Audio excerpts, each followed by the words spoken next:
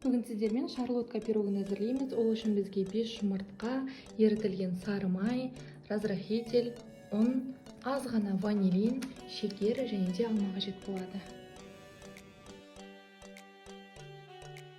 Енді жұмыртқамызға шекерді аз-аздан сала отырып, жақсылап көпіргенше араластырамыз.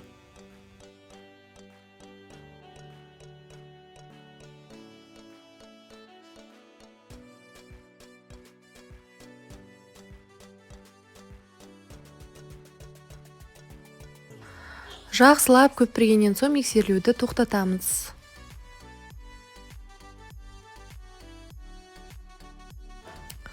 Ерітілген сары майымызды құямыз. Жақсылап араластырамыз.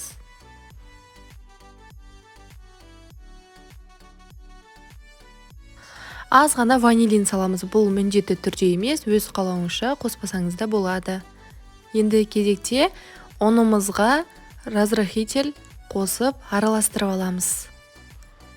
Енді осы ұнымызды електің көмегімен қоспамызға аз-аздан сала отырып, жақсылап миксерлейтін боламыз.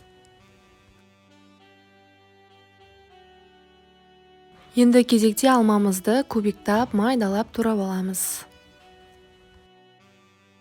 Туралған алмамызды қоспамызға қосып, жақсылап араластырамыз.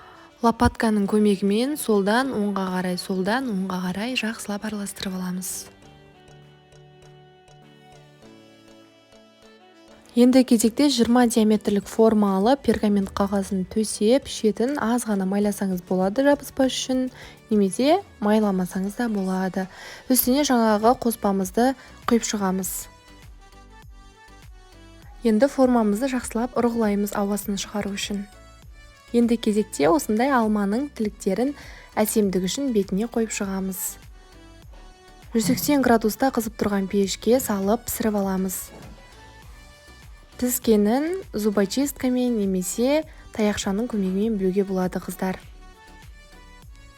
40-45 минутта піседі. Осымен біздің шарлотка пирогымыз дайын. Өте дәмді жасап көріңіздер, астарыңыз дәмді болсын. Сіздермен бірге болған Оспан Диана.